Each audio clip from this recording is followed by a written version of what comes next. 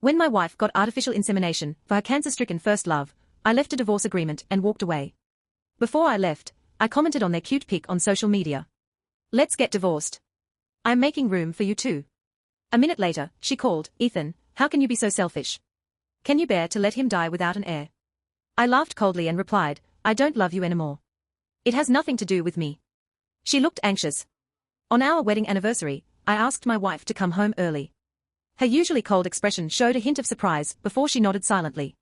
That night, I made dinner and a cake, and I sat on the sofa waiting for her until the sun came up. She never came home. Zoe Pei and I had been married for 5 years, but we were basically just husband and wife in name. She was the only daughter of the Pei group, the future heir. I was just an adopted son, and Grandpa Pei had found me in an orphanage 20 years ago. I met Zoe when I was 8. It was my first time being brought into the Pei family by Grandpa Pei. After living in such a grand house for years, I felt out of place. I was always super careful, making sure not to upset anyone. But Zoe helped me fit in, taking care of me and making me feel good about myself. I'll never forget when old Mr. Pei told me to marry Zoe. I was overjoyed, thinking it would be worth it even if I died that day. Even though everyone around me said I wasn't good enough for her, I still jumped headfirst into the relationship. After all, who would pass up the chance to hold the moon in their arms? I sat on the sofa, silently watching the clock on the wall strike midnight, but there was still no news from Zoe. I couldn't help but call her, but all I got was a cold electronic voice. Just as I was about to go out to find her at the company, Leo sent me a photo. In the pic, Zoe was hugging Leo, who was in a hospital gown. They looked intimate. Like a loving couple. Leo's message was below the photo. Sorry, Ethan.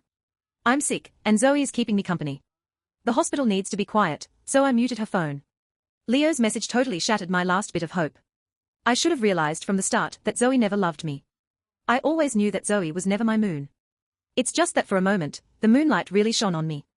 I couldn't help but laugh at myself, feeling a bit mocked as I thought about how long I'd held on to being her husband. I had become so complacent. I didn't say anything. I just walked into the kitchen and reheated the food, which was already cold. I took a bite of the cake, which was pretty bitter, and I swallowed it down along with the rest of the meal. I knew Zoe loved Leo. Leo was her first love since high school.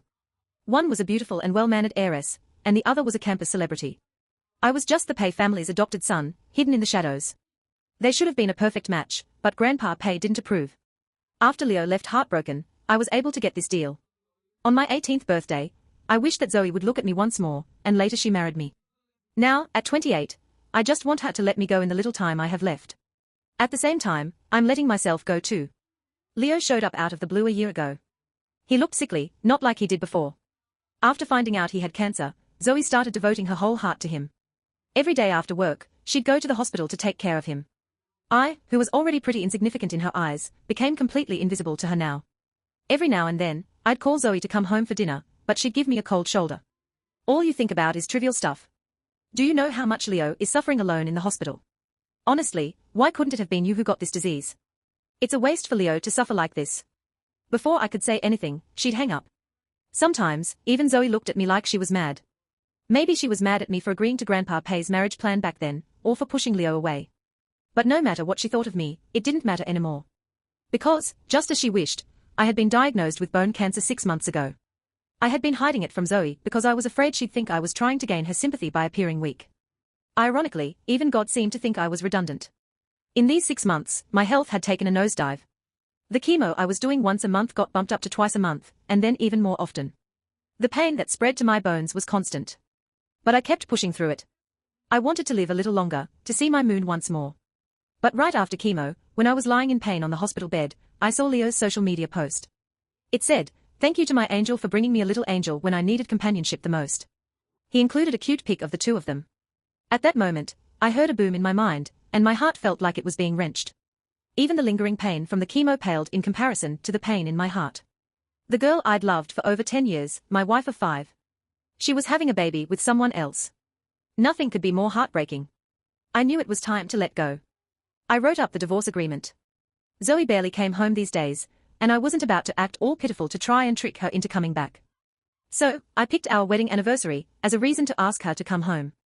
I wanted to tell her about the divorce and that I was running out of time. I didn't expect that I had underestimated how indifferent Zoe was and overestimated my place in her heart. I cleaned up the dining table, went back to the bedroom to pack my stuff, and left with nothing.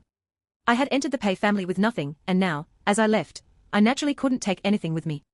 I thought about how I had spent my whole life trying to find a place to call home. Now, as I was about to die, I realized that being clean and unencumbered was quite good too. I left the house keys and a copy of the divorce agreement on the dining table. I also sent Zoe a message. The divorce agreement is on the table. I'm making room for you too. Then I turned off my phone, closed the door, and left without looking back. A month later, I went to the hospital to finish chemo. I was on my way to deliver the medical report. I ran into Zoe with Leo for a checkup. Pregnant? I asked casually. No, Zoe is just accompanying me for a checkup. Thanks to her, I've recovered so quickly, Leo explained, seeing my unfriendly expression. That's good, congrats. But then Zoe, who had been holding Leo's arm, interrupted me. Ethan, what are you doing? Why aren't you answering your phone? And what's this about divorce? Who let you get a divorce? Are you planning to leave with nothing? What, are you trying to win me back here at the hospital? Are you trying to play the victim? Zoe's barrage of questions made my already unclear mind feel even worse. With the looming reality of my upcoming chemo, I couldn't hold it in and stormed straight into the doctor's office. Mr. Cheng, this is your last chemo session for the month. Given your current condition, we suggest you start inpatient treatment after this session. The doctor looked serious.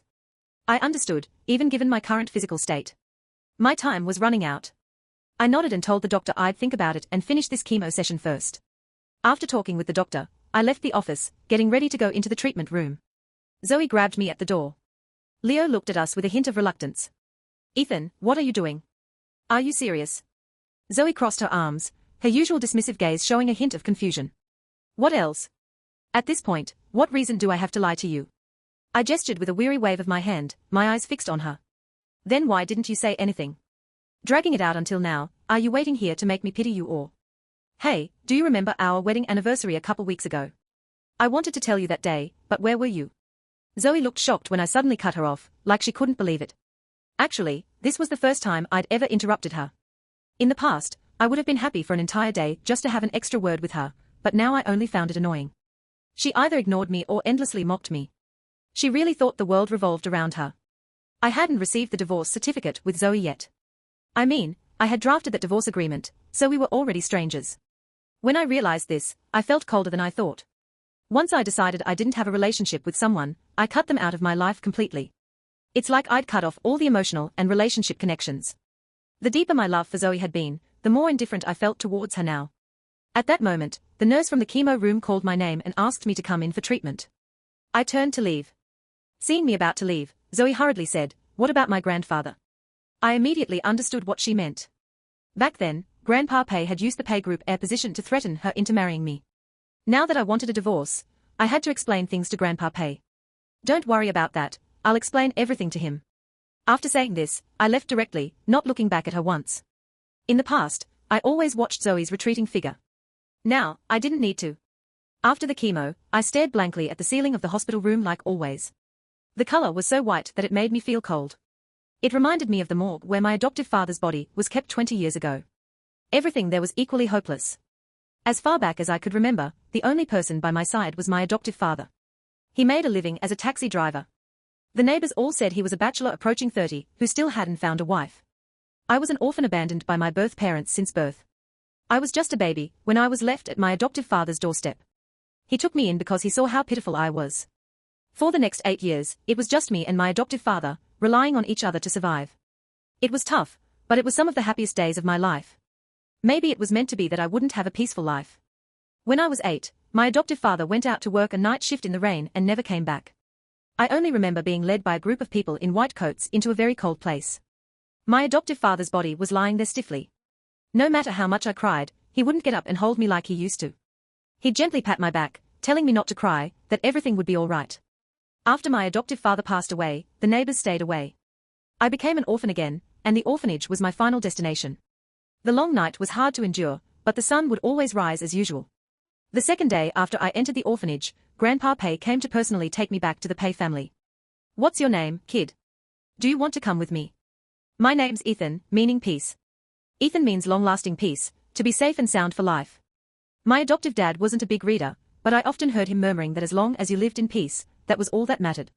After I finished speaking, he smiled at me. That smile made me feel like my adoptive father had returned. It was also this smile that made me plunge headfirst into a world that didn't originally belong to me. It was there that I met the person I'd chase for most of my life. When we first met, Zoe was wearing a pure white princess dress and sitting at the grand piano in the center of the spacious living room. Her fingers, white like jade, played beautiful notes. I was totally entranced. Maybe she thought I was a bit too intense, because she looked at me and smiled and walked over. "Are you the new friend Grandpa mentioned?" "Hello, I'm Zoe Pei." Zoe means like or love, you know. She reached out her hand to hold mine, and she took me on a tour of every corner of the Pei house. At that time, I didn't ask for anything, didn't want anything, just a home, just love. I didn't want to be abandoned again, even if I died. I held Zoe's hand tightly without even realizing it.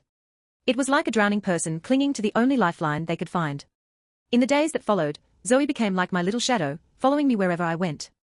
She said I was the only one in the family who wanted to play and have fun with her, her best companion. We were inseparable. So, Zoe and I grew closer and closer. Sometimes, the colder a person is, the more they want to get close to something warm. Zoe was gentle and passionate, like a ray of sunshine brightening up my otherwise barren life. When I was with her, I always felt a long-lost sense of peace and tranquility.